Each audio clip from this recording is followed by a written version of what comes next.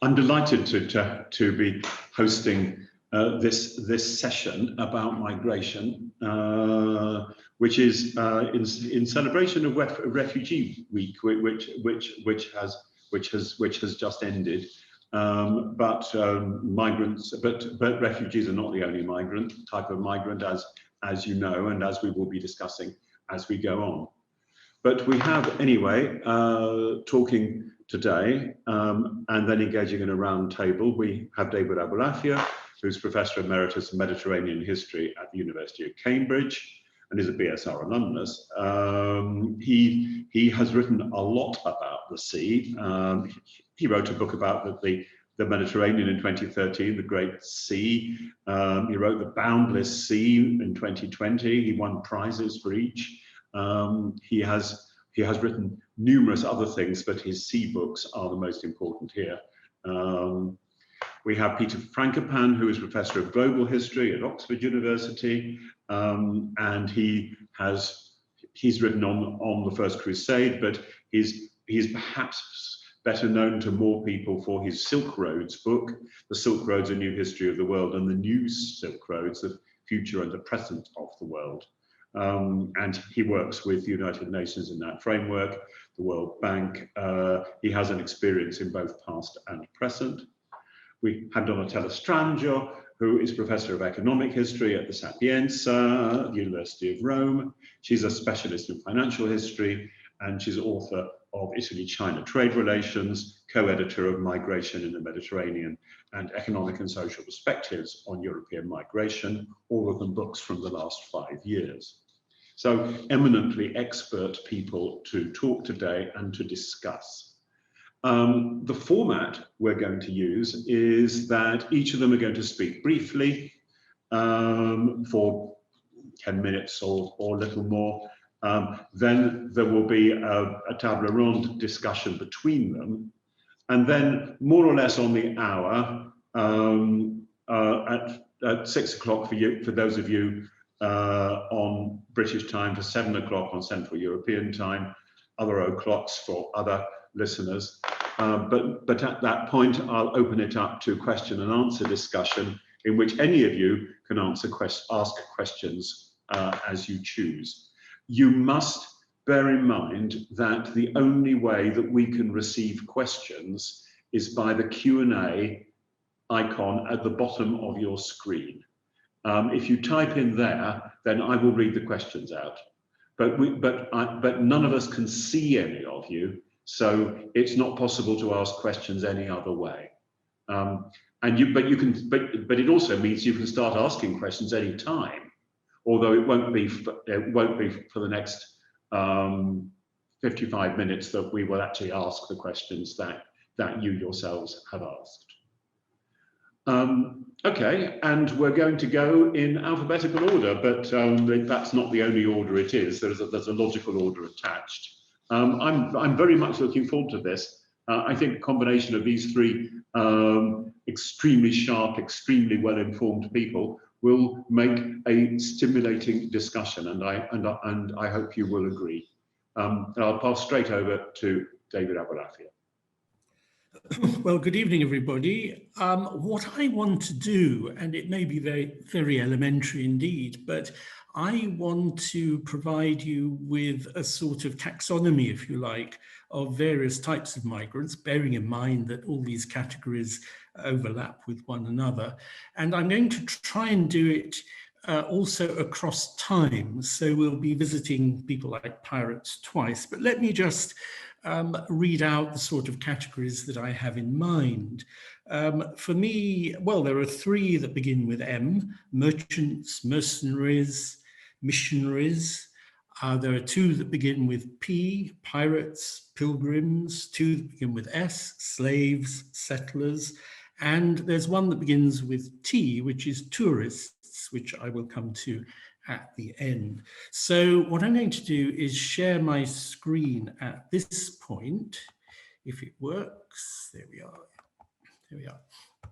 And I'm going to start off on the island of Santorini, not really to talk about migrants at this stage, but simply to observe that The Mediterranean is a place which has a very large scattering of islands, and particularly the Aegean does. And these are places which, of course, had to be settled. And we know that the settlement of the Aegean goes right back in time to these very early, I mean, if we go back beyond the Neolithic, we can find people going out in search of obsidian on Aegean islands. Whether they actually settled is another question. But this is just to remind you of what sort of space we're dealing with before I start looking at some of those categories.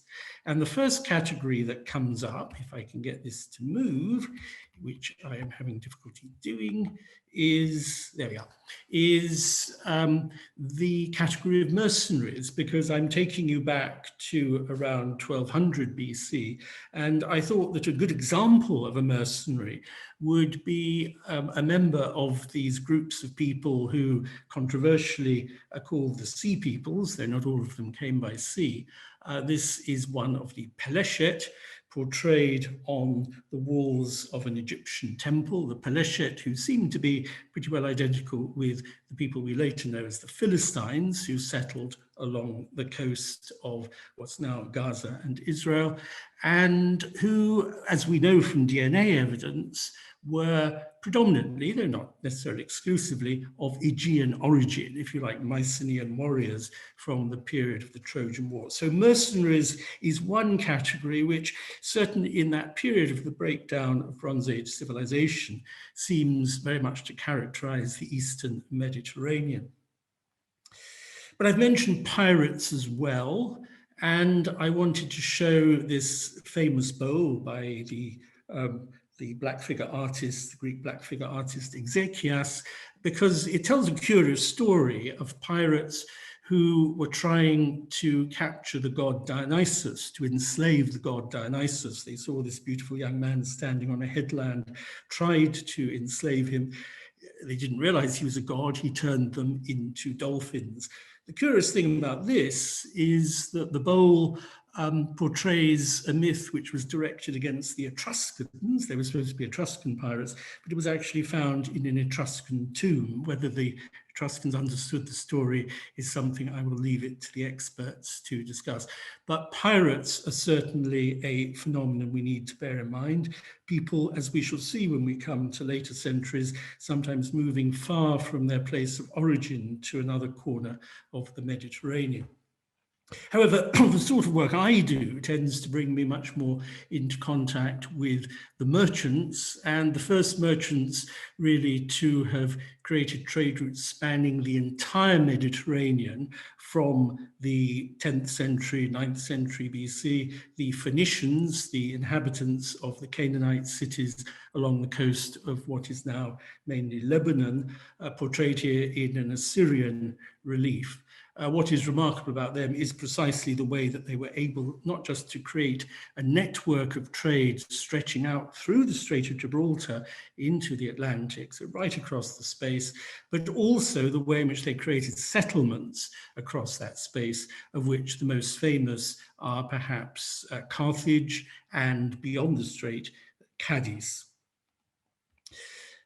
And on their voyages across the Mediterranean, they also encountered, indeed entered into a treaty. This is a little gold tablet, not very far from the British School at Rome. It's in the Villa Giulia Museum, just down the road.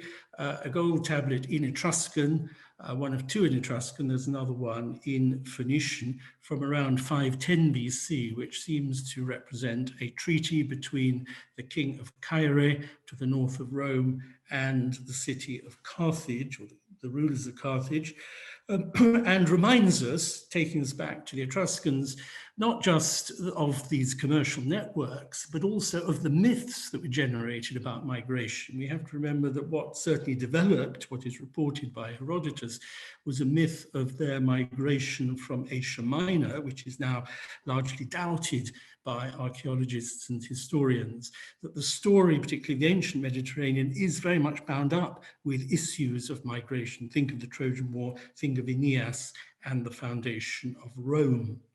Rome itself, of course, imposing during the Roman imperial period a degree of common political control over the whole area, enabling freer movement across the Mediterranean than had been the case in the past, from the time of Pompey onwards, working hard to suppress piracy.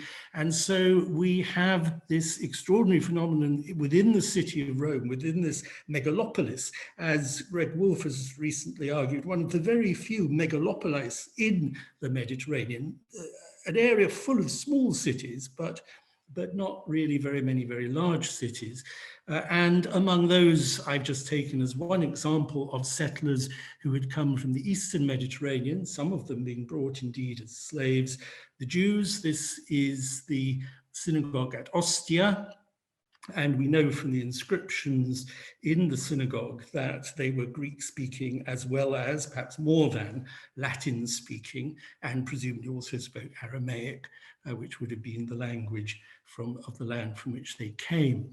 I also wanted to mention, however, dead migrants. This might sound a little bit odd, but here are the bones of St. Mark on the famous Paladoro in Venice, being transported from Alexandria back to Venice and becoming the center of a cult, which brings us to that's in 880.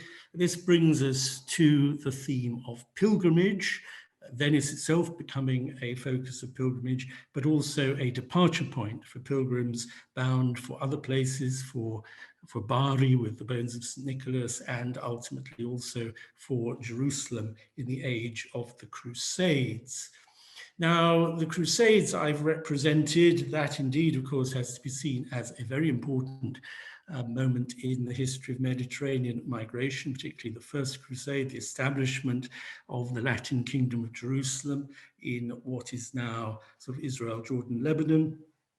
But I've chosen as my example here something from the Western Mediterranean, bearing in mind that crusading was also a motif in the wars fought by the Christians in Spain against the Muslims. So here we have King James I of Aragon conquering Majorca in 1229.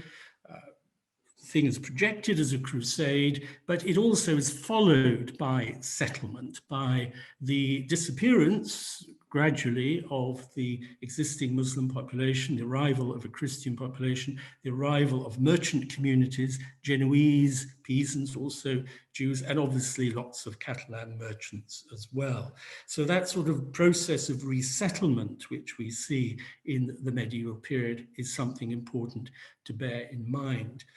Now, I've alluded to slaves, and I just want to say a little bit about slavery. This beautiful bowl from Malaga that portrays a Portuguese ship. The Portuguese, although living outside the bounds of the Mediterranean, introducing large numbers of slaves into the Mediterranean during the 15th century, even before the arrival of black slaves, large numbers being exported through Lisbon towards places like Valencia in the 15th century to compensate for labor shortages in the era of Black Death, to compensate for the fall in population.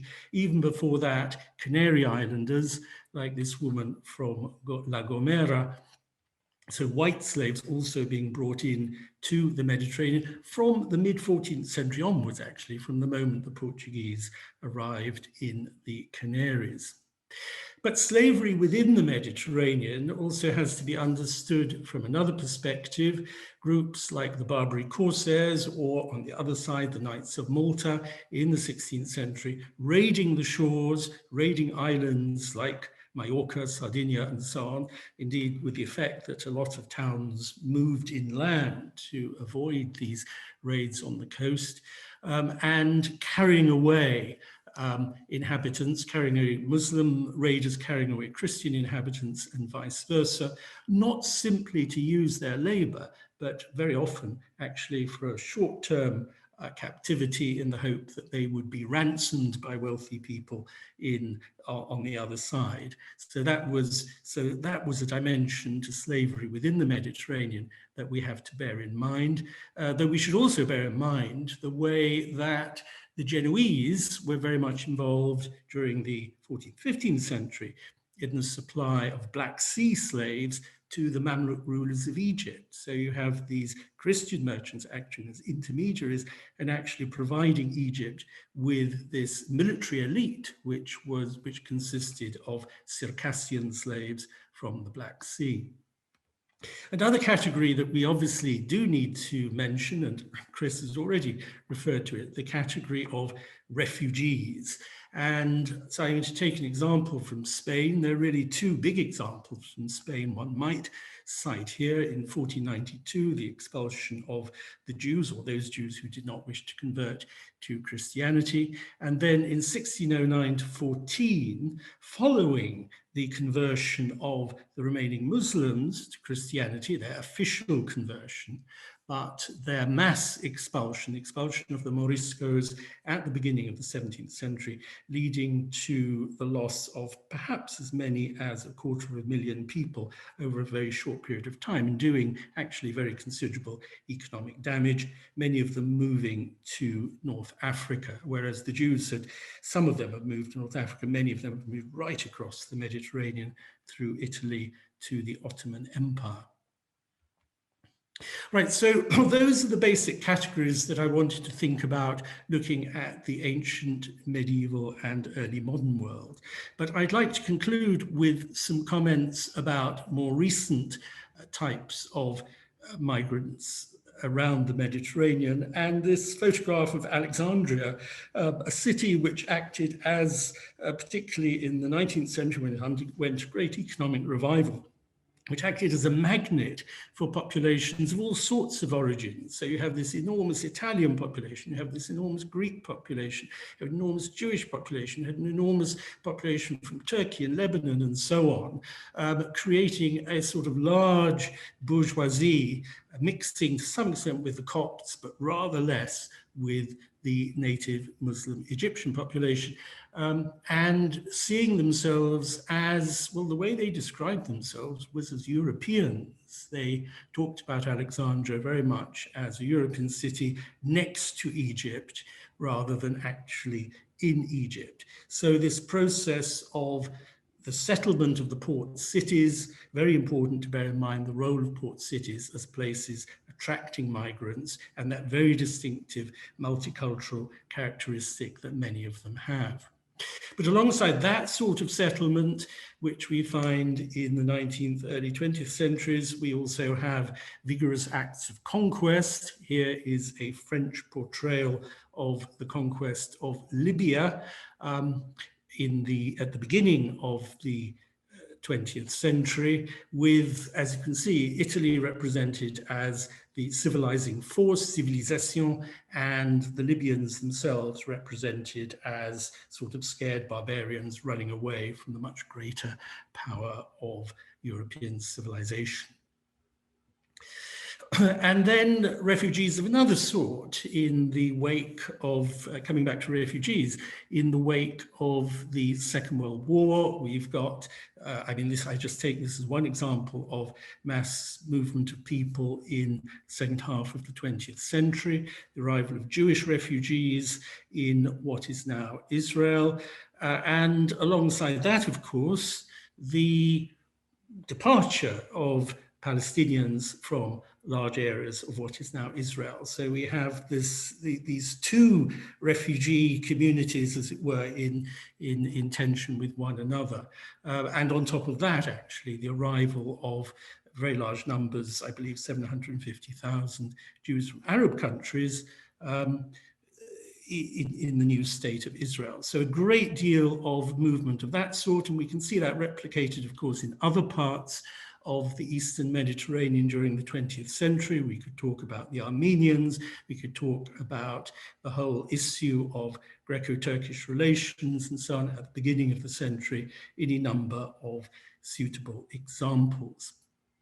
However, in our own time, there's a particular type of migration that we perhaps tend to forget about because it is in a way temporary, though looked at cumulatively every summer, the filling up of the beaches of Lloret de Mar in Catalonia, which is what you see here. I think it's rather a horrific sight myself, but there we are. And indeed, all through the year, of course, in normal circumstances, not at the moment, very large numbers of tourists coming into the Mediterranean, moving around it, and having an absolutely massive effect on the economic prosperity of countries like Italy and Spain.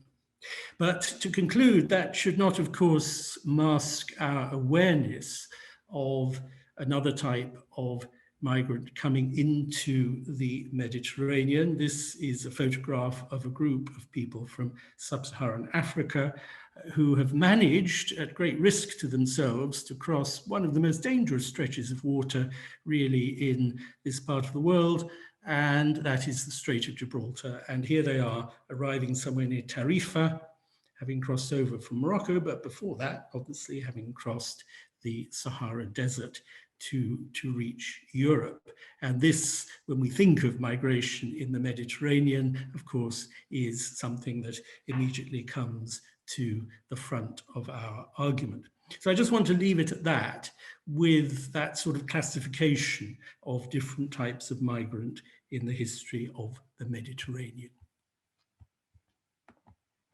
Okay, thank you very much, David. Without more ado, I'll pass you straight on to Peter Frankopan.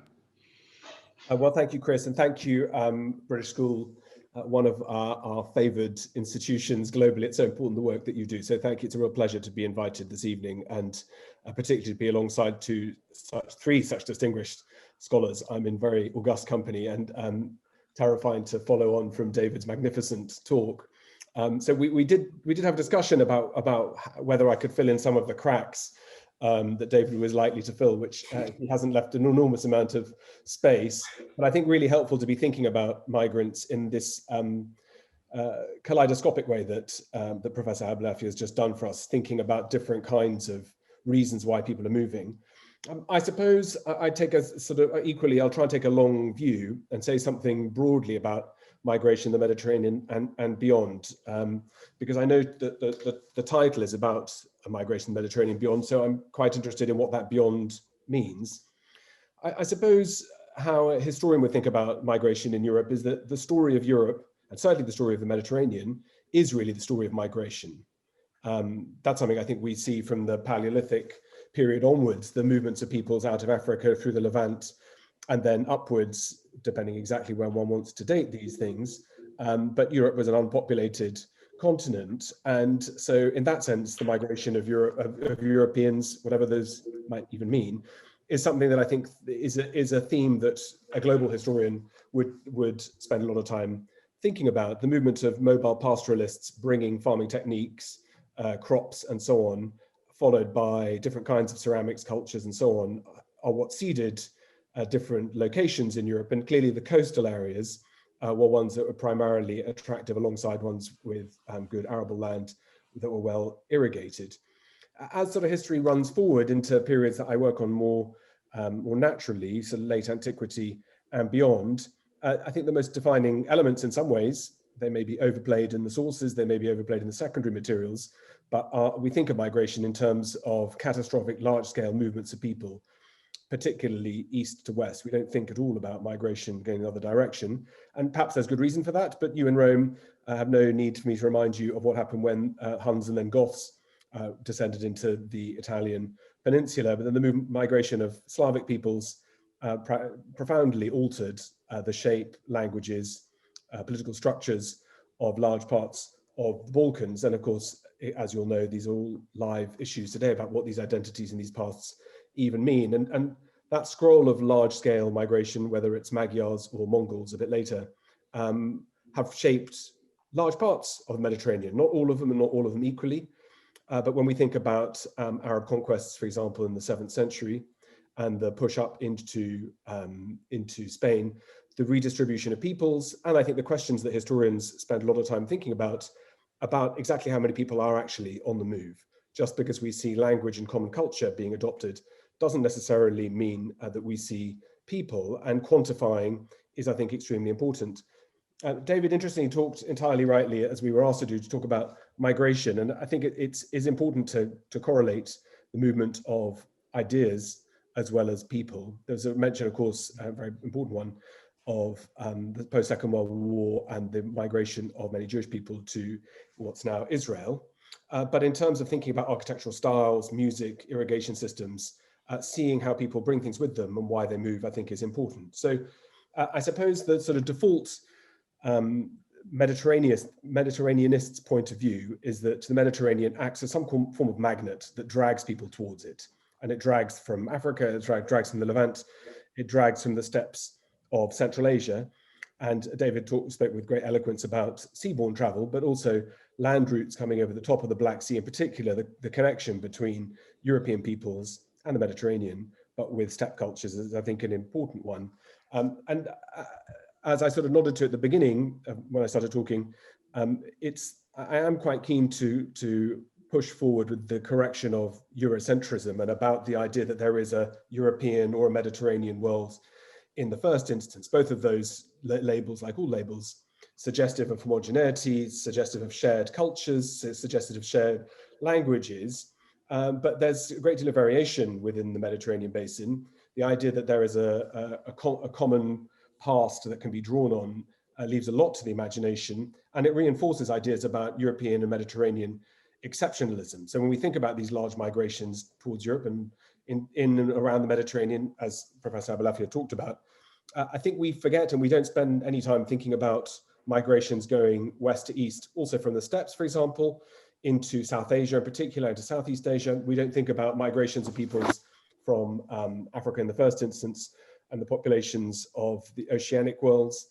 We don't think about the population of the Americas as being functioned by the same movements and the same push and pull factors that are bringing people towards Europe are also pushing away towards other directions too. And I think it's important to be thinking about why that is. Those mental maps we have of migration is constantly of people being pulled westwards or northwards. We don't think in any way about other directions. And I think that's in itself quite interesting. We pay a great deal of less attention to these other worlds than we do to the Mediterranean. Scholastic scholars, but also both individually and collectively. The heavy weight of scholarship in the Mediterranean and in the medieval world is very much focused on Western Europe, and Chris and David are amongst those who are very rare in casting their eyes beyond. But as a totting up of roll calls in the three biggest medieval journals, you will not find a single article about Russia, the Balkans, Eastern Europe, eastern parts of the Mediterranean, and the language skill sets that most medievalists have simply don't allow us to exploit some of those archives that should be shaping any discussion about the Mediterranean, notably but not only the Cairo Geniza, but also sources from the Caucasus, from the Black Sea region that don't get looked at, read, or understood. And I say the Byzantine world, which is relatively flourishing, but that's a new efflorescence, and in any event has something still to be done. Talking about migration, I think for historians today means something different to what it did when I started writing my PhD nearly 30 years ago, which is that we now have a great deal of insight from genomics and from statistical modeling to be understanding how many people are actually moving. And in some ways, in some cases, patterns we find of migrations are absolutely contradictory to what we might expect. So in the steppe nomad world, for example, where the idea of mobile pastoralists is very closely connected in the sort of mainstream, and particularly mainstream scholarship, to people moving all around and moving regularly and often and over large distances. In fact, we find that, as with elite goods, it's very small numbers of people, normally high status individuals, sometimes merchants, sometimes missionaries, but moving with high level objects, but rather than large scale migrations of peoples. And when we think about these large migrations that I mentioned, whether it's Huns, Goths, Slavs, Magyars, I think the genomics give us a completely different lens to be trying to understand what these kinds of worlds really mean. So I mentioned again about the Mediterranean trade networks and that David spoke about. But I think one of the questions we should be forcing ourselves to do is to see how that Mediterranean world connects to other interlocking networks. And Chris and David and Professor Stranger don't need any introduction to that. But I think that it's important to see how the Mediterranean compares with and is connected to Red Sea circles of trade and of movement, to the Gulf, to the Indian Ocean worlds, and of course to the Silk Road connections overland, but also overland routes into the Arabian Peninsula, references to sub-Saharan trade and to movements of peoples, again, is something which we don't really spend a great deal of time thinking about. And so when we therefore try to contextualize and understand what we mean by Mediterranean migration, we I think start to ask the wrong kinds of questions. We think of migration as something that is dangerous. We correlate it with these mass large-scale invasions. Clearly, migration in the modern world is something we think of as politically destabilizing. And we think of as being this perilous journey from north to south, I beg your pardon, from south to north, and correlated to economic opportunity, etc. But as I'm sure all the panelists and those listening today will know, that the largest level of migration in the European world in the last 30 years has been the movement of people from Central and Eastern Europe towards Western Europe. So countries like Croatia, the Mediterranean culture has lost nearly 20% of its population over the course of the last 20 years because of economic exploitation and opportunities that magnetic pull is dragging still today. So I think it's important to think more laterally about what migration is really meaning, about who is moving around, how and why, and to move away from these ideas that this is disruptive, it's tribalism, but to be thinking about what those causes for movements are. And I suppose when thinking and preparing for this event and thinking about migration in the Mediterranean and beyond, I mean, it's striking that I would fear that we have a conversation like this without talking about Mediterranean migration into other parts of the world.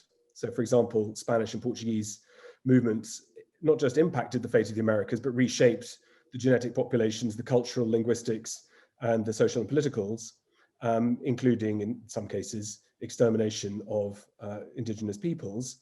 And even thinking about Mediterranean migration more recently in the 19th and 20th centuries, the migration of populations from Italy and Greece and the Balkans, Mediterranean peoples, and we, I suppose, could add for good measure, Irish, Scandinavians, British, and Poles, etc., have had a profound effect on exporting ideas, genetics, languages to other parts of the world too. So when we think about migration with our own hermetically sealed void, where we think about migration being problematic, difficult, and other people coming to join us in our party, we don't really think about what the bigger picture is around that 21st century lens that I think we should be trying to apply. That brain drain in Central Eastern Europe, for example, into Western Europe has left a brain drain because 40% of migrants from Central Eastern Europe are overqualified for the jobs they do in Western Europe. And that, of course, has shaped both hard left and hard right national governments in other parts of Europe that in some ways put pressure on whatever it is that the European Union is, or what it is that Europe even means. So as a historian of late antiquity and the Middle Ages, I don't need any introduction to the joys of barbaric invasions and the Volkswanderung and the movements of peoples from the steppes into Europe. But I suppose as a sort of series of things I'd quite like to talk about would be those triggers, those pushes and pulls that make people move. And those seem to me to be a fairly consistent bunch, regardless of time, including many of the examples that David mentioned. Some of those closely correlated, I beg your pardon, to climate and to climate variation, climate change, and extreme weather. Some connected to economic inequalities and opportunism and opportunities searching. Some connected to political oppression and instability and people fleeing for sometimes good and sometimes understandable reasons. And I suppose most importantly of all, particularly with what I'm sure Professor Strangier will talk about, the lack of response by places, locations, and zones where people are starting to arrive. We learn a lot about that with the study of the Huns and the Goths, something about that with the Avars, a lot with the Arabs, and something with the Mongols too. But the lack of coordinated response seems to me quite an apposite starting point for thinking about migration in the Mediterranean in the 21st century. So I suppose to conclude, the Mediterranean for me is one piece of a much, much bigger puzzle that perhaps shouldn't be looked at on its own. There are dangers of doing that too. And in fact, when we try to look at the Mediterranean without expanding our fields of vision, I think we can run the risk of running to slightly perilously dangerous conclusions that don't do justice either to the sources that are available or to the types of questions that maybe historians could be asking in the future. So Chris and David are the most important scholars of my generation in terms of thinking about these questions and being brave to step into different fields. With a pet hobby horse, which I wasn't invited to come and talk about today, is that when you get set up as a scholar of the Byzantine world or medieval Sicily, you're stuck there forever. It's very hard to find tram lines where you can be invited to come and talk about things like this, and it doesn't necessarily earn you any credit with your colleagues for having that expansive vision. But I'm very grateful that these kinds of events happen that force us to be, I think, braver, a bit more daring, and a bit bolder in trying to reconfigure not just how we think about the present, but above all, how we think about the past. Thank you. Okay, thank you very much, Peter. Thought-provoking, I completely agree. As you may imagine, I completely agree with you. I'll pass straight over to Donatella. Well, thank you so much, Professor Wincham, and thank you also, Dr. Brian Smith, to invite me to this important event that bring me out of the academy and the contest, scientific contest, to talk about a complex topic as migration with other type of persons. And also because migration, which has always concerned humanity, in my opinion. And thank you also because I'm honored to speak with two eminent colleagues. I know very well their fantastic works. I have studied on the books of David Abulafia, and for this reason I know very well. As said Wincham before, I'm an economic historian, and in my opinion, history is fundamental for knowing the past to understand the present and be able to interpret the future. And for this reason, the topic you asked me to deal with you is fascinating, especially in this historical moment under pandemic COVID-19 that forces changes in every sector. And I would like to share with you some slides just to give you some data and also reflection to this at this discussion. And I think that I will talk with you about the migration of the Mediterranean, starting from the second part of the 20th century, after the end of the Second World War period, to complete, I hope, the beautiful picture that my colleagues had made. And migration in the Mediterranean region is a widely debated and much studied topic. And border controls and management, migration and development, human trafficking, human rights, and the clash of convergence of civilization are among the themes presented daily in local, international newspaper and on television news or social network. And the Mediterranean migration area is the largest in the world, together with the border between USA and Mexico.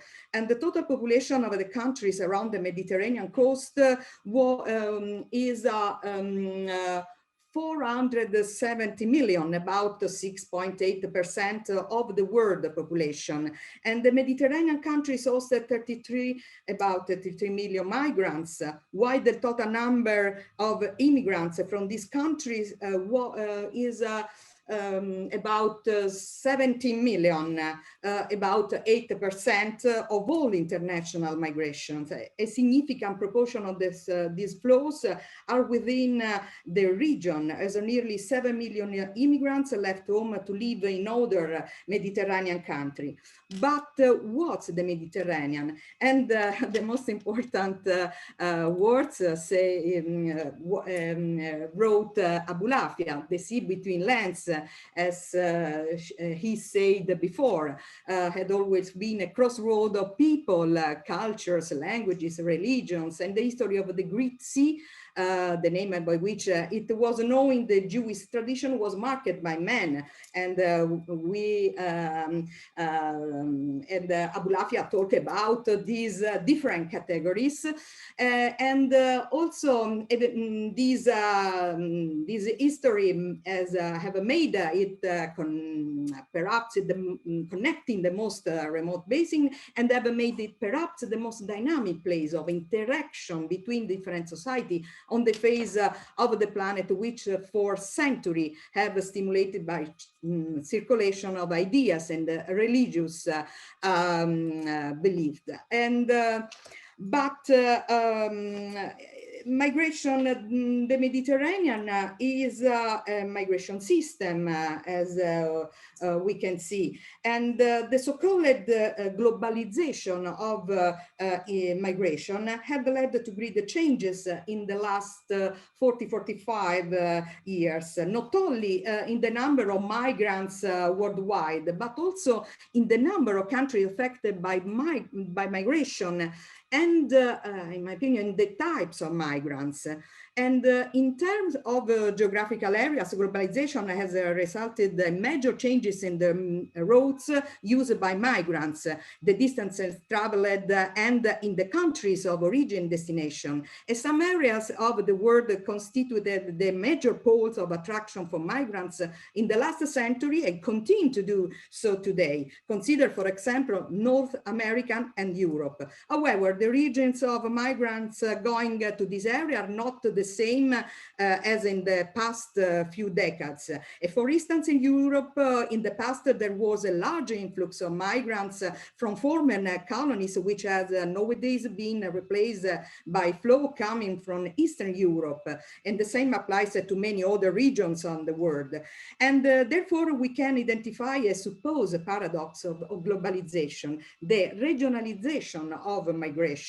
A regionalization is nothing but the creation of complex migration system built around a well-defined region. And within that region, migration flows are favored by geographical, cultural, and linguistic proximity, by historical ties, by transnational network of migrants, and by a formal or informal circulation space, regulated or not by an institutionalized system that regulates the flows. And this means that there are a number of migration systems worldwide: North America, North and South America, Europe, the Mediterranean and Sub-Saharan Africa, Russia, the Persian Gulf, Southeast Asia, Australia, New Zealand. But is the Mediterranean migration space? Could the migration system be identified? Or more realistically, is there a migratory regime? Europe, in my opinion, forms a migration space with the south shore of the Mediterranean. And there are constant relationships between a sending area or immigration space and the destination area or immigration space. But I think that it's important to have an overview about the movements across the Mediterranean. And for this reason, some data about this. By focusing on the most recent period, we can argue that the migration in the Mediterranean have undergone important changes between 1950 to today. And these changes are largely due to economic and political factors. Using a chronological approach to migration in the Mediterranean, the evolution of migration in the region can be divided, in my opinion, in 5 periods. The first period starts from 1948 and in 1963, is characterized by the extraction after the Second World War in the countries of Northern Western Europe. At that time, the labor exporting countries are the countries of Southern Europe. And in the early 1960s, stocks of migrants in Western Europe represent about 7.6 million, as you can see by this figure. And at the same time, population movement in the southern eastern shores of the Mediterranean are mostly internal. And the second period started from 1973 and the end was in 1973, is characterized by reduced mobility from Southeast Europe to the countries of Western Europe, and an increase in migration from the countries of the southern and eastern shores of the Mediterranean to France, Germany, Switzerland, Belgium, and Austria. In particular, France and Germany during this phase are the main receiving countries in Europe. France is characterized by a strong presence of migrants from the Maghreb, while Germany by a strong increase in the presence of Turkish migrants, who replace migrants from the countries of southern Europe, in particular Italy. And early 1970s, with the oil crisis of 1973, is a breaking point for international migration trends in the Mediterranean, and the start of the third period, 1973, and the end was in 1995. These enormous changes are largely influenced by the globalization process, as I said before. And the major consequence of this process has been the growth of inequality within regional groups and between regions.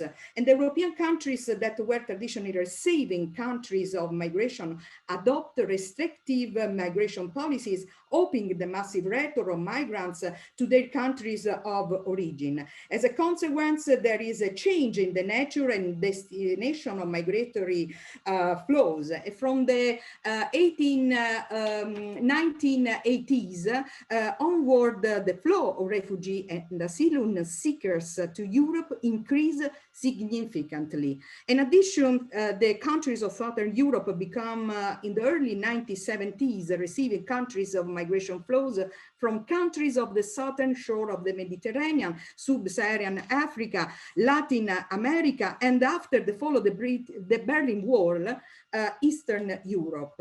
And the third period, the fourth period, start from 1996 to 2019, and marked a new phase of migration in the Mediterranean region. And this period opens a new migration sequence, strongly influenced by positive economic conditions, above all after the crisis of 2008. And in the northern Mediterranean shore, Spain and Italy are confirmed as a focal points of labor and skilled migrants, as you can see by this figure, and skilled migrants from the countries of the southern shores. And these migrants are employed especially in agriculture, family care service, food service, in the small retail business, in the construction sector. And more recent migration flows in Europe are characterized by the high skilled migration. A common legislation on that kind of migration was adopted by the European Council with the directive on the European Union Blue Card in 2009. And this directive aims at facilitating entry and mobility of highly skilled migrants and members of their families, and to harmonize the procedures for entry and residence in the member countries. And high skilled migration has decreased in all European Union countries since 2010, as you can see by this figure. And the countries, these data are from my recent work, co-edited with two other colleagues. And the country of the northern shore of the Mediterranean do not attract much of skilled migrants.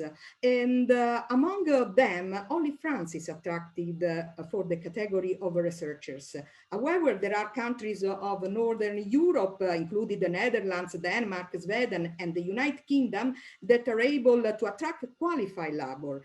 And highly skilled migrants are mainly on China's, Indian, American, and Russian origin. But I would like to conclude with another category. The illegal migration is a phenomenon largely with spread and debated in the Mediterranean region. Estimates of illegal migration is complicated, but it's very nature. At a European level, the definitions and the categories are not uniform.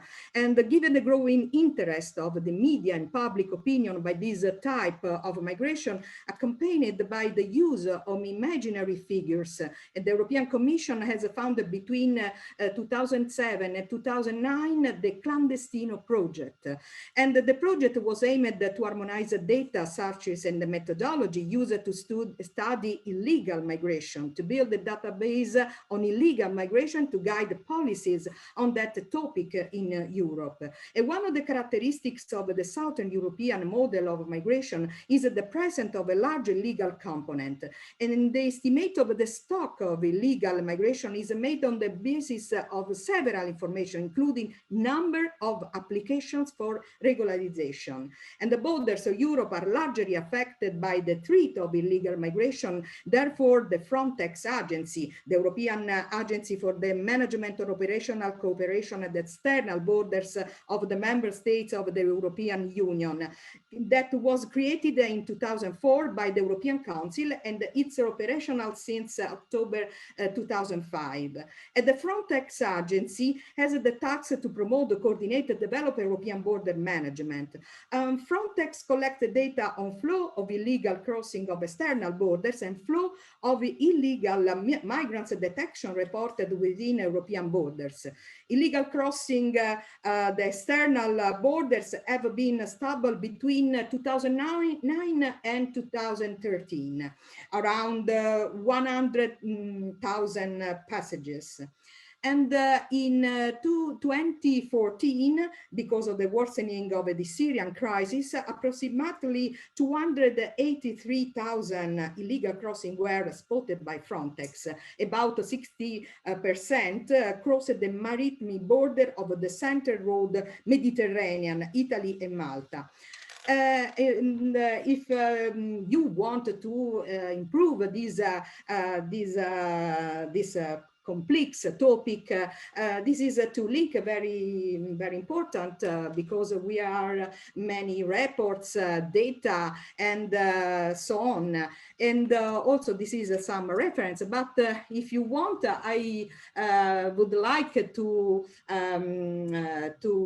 answer to the question about this project. I have a member of this important European project, Perceptions, and if you want some about this, also because this project identifies narrative, image, and perception of Europe abroad, but above all, create a web platform, Turkish, create innovative measures about the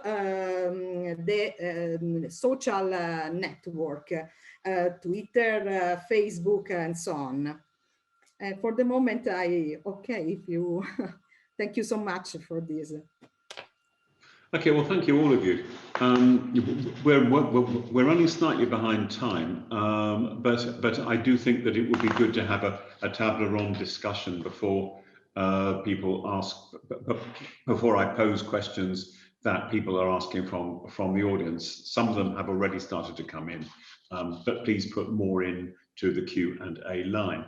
And I wanted to start with, to throw into the discussion to all of you, a question to Donatella, which I suspect probably all of you could pick up, but let's start with Donatella, which is, in your view, how different is migration since the Second World War from how it was earlier? Thanks, Professor. In my opinion, yes, it's a very complex but I hope to brief my answer.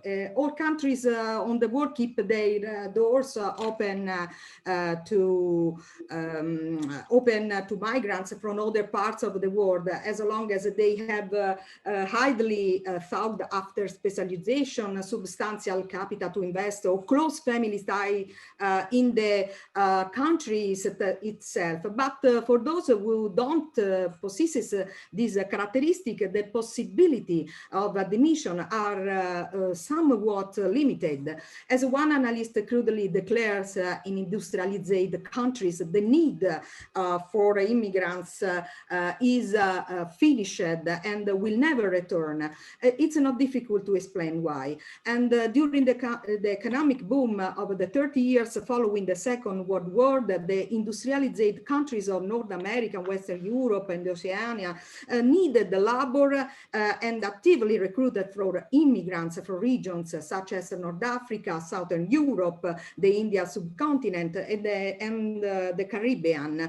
And at first, they also accept a large number of foreigners in the framework of refugee resettlement programs, many of them originating in Europe Eastern, passed under communist control. In this phase, we were ended abruptly in the mid of 1970, and when the need for low-skilled immigrants disappeared, especially in Western Europe, under the effect combined with several trends, including the end of the post-war boom and the subsequent slowdown in growth economic, the decline of traditional industry, which employed a lot of manpower, and the introduction of new ones, technology, the increase of empowerment, and so on, the inability of government to repatriate workers and immigrants hired with fixed-term contracts added to the arrival of new immigrants under the family reunification. And these and other considerations meant that during the 17th and 18th, most of the industrialized country have stopped recruiting unskilled migrants and have introduced increasingly restrictive immigration laws, sometimes providing foreign workers with repatriation incentives. But at the same time, the pressure to immigrate to the most disadvantaged countries, economic stagnation, demographic growth, rising employment, social violence, and political instability, without forgetting the expansion of communication and mass transport, as we study in the project Perception, and how indicates the United Nations Research Institute for Social Development, a powerful cocktail is being prepared, consisting of an increased push to immigrate and increasingly severe obstacles to immigration. And the number of potential migrants is in continuous growth, but no country is willing to welcome them. Okay. How about the other two of you? What do you think? Yeah, I'm willing to say something. I mean, I do think there's been an enormous step change. And the way that I would want to articulate this is to think about simply, well, coming back to points Donatella's already alluded to in her very interesting presentation, but the direction of flow is extremely important. If we were to go back to the late 19th, early 20th century, and if we were to think about Mediterranean migrants, I'm specifically talking about the Mediterranean at this point, we would be looking, of course, at very significant migration from north to south. We would be looking at French, Spanish, and Italian colonialists, or whatever you want to call them, settling along the shores of North Africa in considerable numbers. Very large numbers of Sicilians, for instance, going to live in Tunisia, even Maltese going to live in Tunisia. City like Oran, even though it was in French Algeria, a very, very heavy Spanish population there. So that direction of flow, of course, came to an end with decolonization, people returning to French people, for instance, returning after Algeria became independent. But following on from that also, as we know, a very large migration of Algerians, etc., towards France and other countries on the northern shores.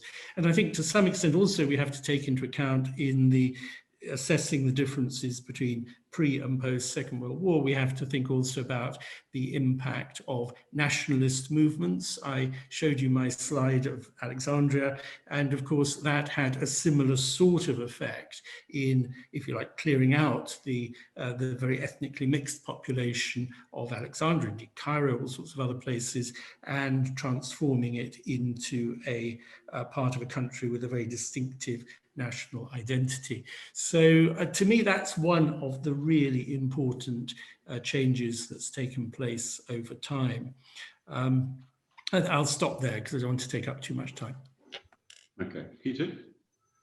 Well, I suppose I something rather boring, which is to do with urbanization and to some extent the benchmark, not so much of the First or Second World War, but the Industrial Revolution, of allowing cities to be able to grow beyond the size that their own hinterlands can support them. And clearly some cities were able to do that in the past very successfully, not least, of course, Rome with its enormous population. But clearly since the beginning of the 19th century, let's say, as a sort of movement, the maternal survival rates in birth, infant mortality levels particularly have changed. That means there's been a demographic shift that has been global, or the first beneficiaries of that were in Europe and the sort of European extended global worlds. And so I think that when one thinks about what does migration mean, it means something very different when you are able to absorb very large numbers of people in and very quickly. And so to say, as an example, and I think I'm right, Chicago in 1830, was literally one street, and 50 years later had a population nearly 1 million.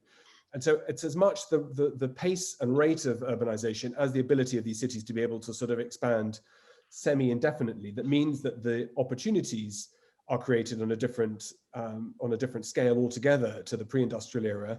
And I think that those new technologies are clearly something that we should be thinking about today in kind of energy demands, infrastructure pressures, and the kinds of things that one would expect to be seeing is cities that are not viable even with technological innovation. So I think I don't disagree with anything that, of course, Donatella and David said, but I suppose it's just the patterns of migration have been stimulated by different processes, demographic in the first instance, energy revolutions in the other, and then the sort of completely transformed ability of what it means to be a citizen. I mean citizen in the sense of inhabitant of a town, a city.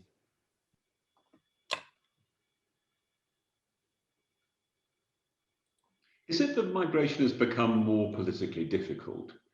I mean, there is obviously there was a major step change, as we know, and many of us lived through it, of migrants being welcomed after the war and then migrants being shunned after the war.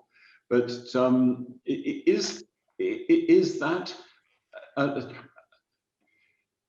is it possible to historicize that backwards? I mean, there are plenty of examples of migrants who are extremely unacceptable to the host populations in the past. But has it ever been as bad as it is at the moment?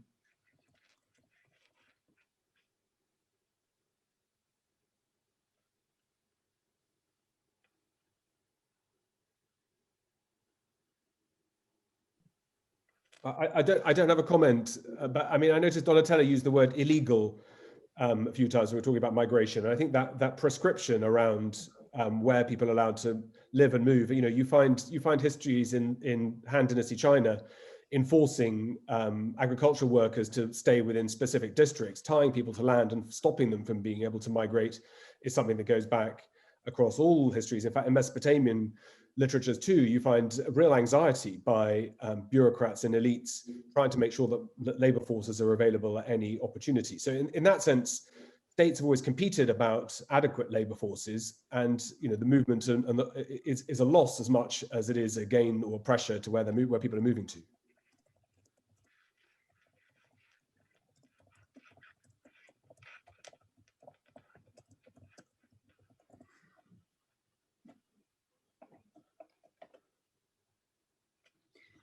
And about the illegal, also I use illegal also because in Italy this is a very a political problem in the last 10 years. In my opinion, political is okay, but behind the numbers, behind the categories, there are some person. And for this reason, I open my presentation said that migration is complex and the history is fundamental to understand, in my opinion, every phenomenon factors. The number, the models are okay to brief, to synthesize some concept, reflection, but is very important to know the fact, the real fact, and the history. What does it mean? Mean that Italy has been a very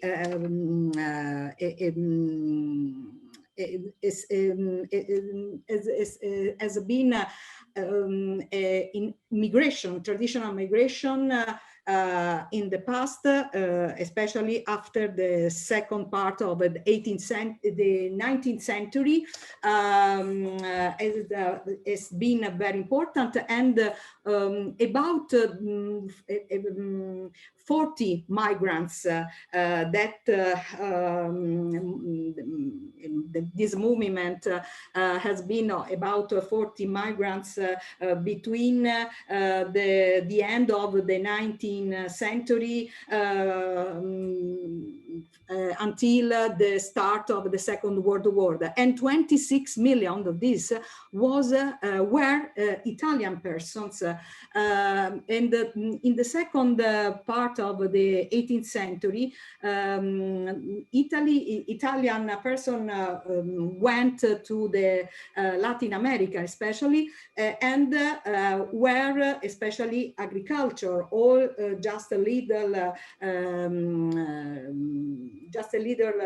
agriculture. And in my opinion, but Brazil and Argentina had needed this person for the very vast territory, and also because in my opinion the migration is a transmission of knowledge in some case.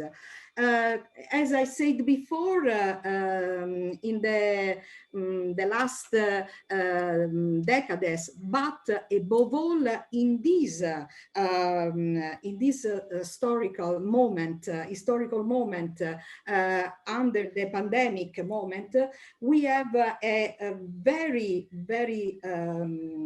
changes, above all with the digitalization, and is very important to have a skilled person. And for this reason, the problem is then more difficult, because stopping recruiting unskilled migrants, and the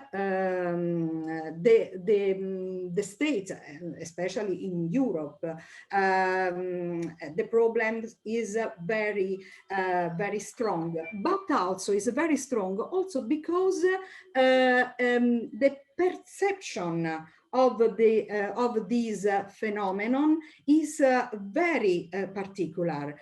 And for this reason, in my opinion, is very important to improve these and to know these migrants. In our project Perceptions, we are interviewing many thousands of migrants, legal and also illegal, and these migrants have very sad history, and the people don't remember that these migrants, the travel of these migrants is very long, about 1 or 2 or 3 years.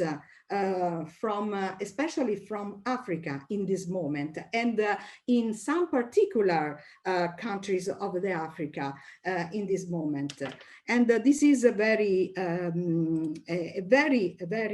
difficult, complex